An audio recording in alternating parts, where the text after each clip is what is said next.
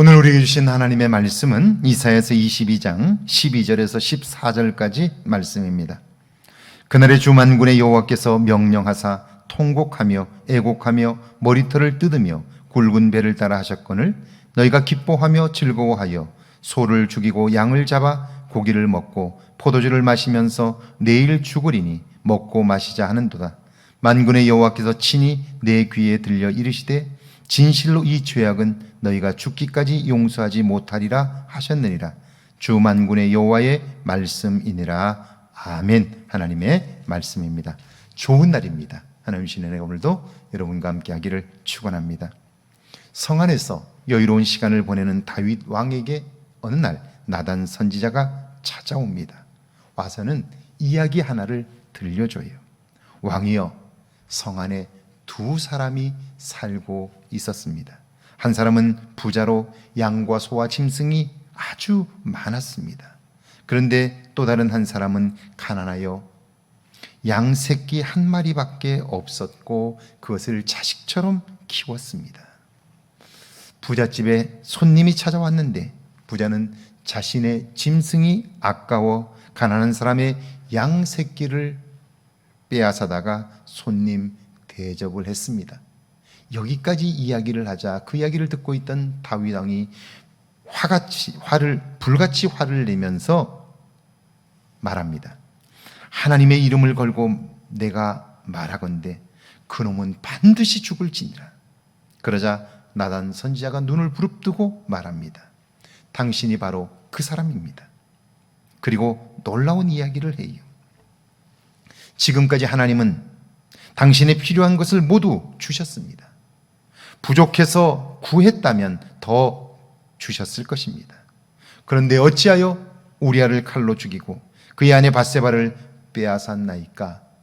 그렇게 말해요. 다윗으로서는 아무도 모를 줄 알았어요. 그리고 완전 범죄라고 생각했어요. 그런데 하나님은 정확히 알고 계셨고요. 그 모든 은밀한 중에 행한 일들을 만방에 드러나게 하셨습니다. 12절이죠.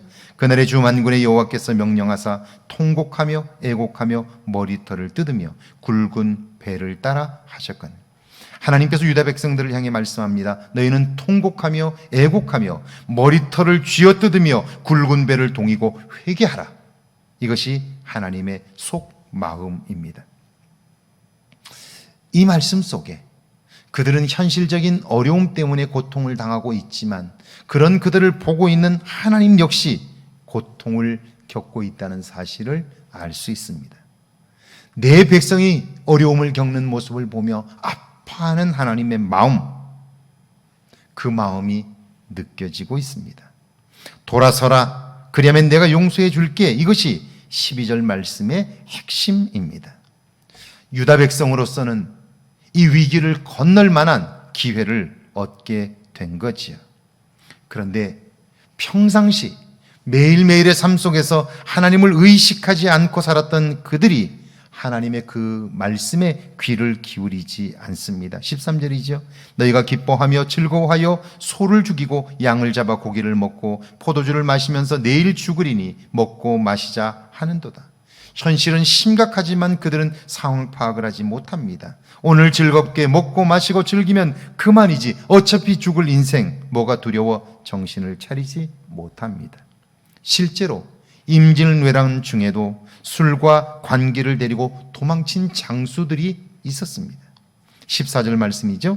만군의 여호와께서 친히 내 귀에 들려 이르시되 진실로 이 죄악은 너희가 죽기까지 용서하지 못하리라 하셨느니라. 주 만군의 여호와의 말씀이니라.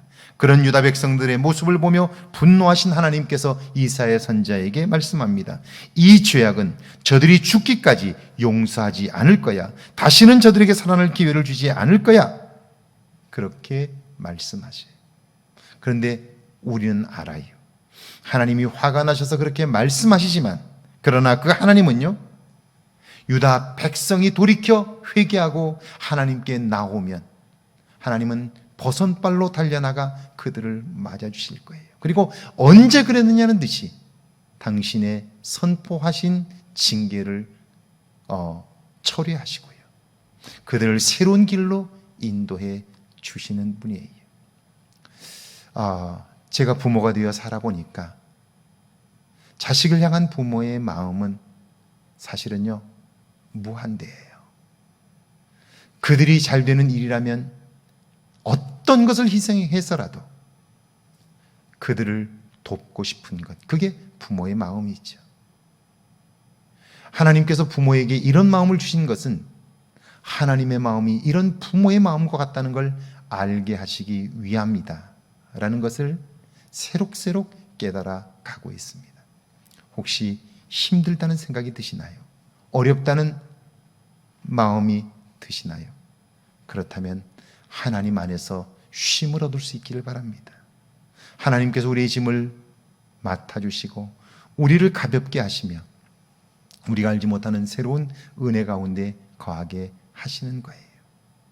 아버지의 마음을 경험한, 어머니의 마음을 경험한 우리들이기에 우리는 하나님의 그 마음을 이해할 수 있는 거예요. 오늘 하루 이런 하나님의 마음을 느끼며 쉼과 안식을 경험할 수 있기를 주의 이름으로 축원합니다. 함께 기도합니다. 어떤 상황에서도 하나님의 음성을 들으며 소망이 있음을 알게 하옵소서. 위기 상황에서 아파하시는 하나님의 마음을 느낄 수 있게 해달라고요. 함께 기도합니다. 하나님 감사합니다. 저희를 사랑하사 함께 하시고 하나님의 도움을 얻게 하시나니 감사합니다. 여호와여 도와주시고 여호와여 함께 하셔서 하나님의 기뻐하시는 음성을 들으며 하나님 안에 소망이 있음을 알게 하옵소서. 위기 상황에서 아파하시는 하나님의 마음을 느낄 수 있게 하옵소서. 여호와여 도우시고 여호와여 함께 하사 하나님의 일들을 이루게 하옵소서. 주께서 함께 하사 우리에게 위로하시고 주님이 우리의 소망이 되시나니 그분을 의지함으로 오늘도 하늘로부터 부어지는 은혜로 위로와 소망을 얻는 저희들 되게 하옵소서.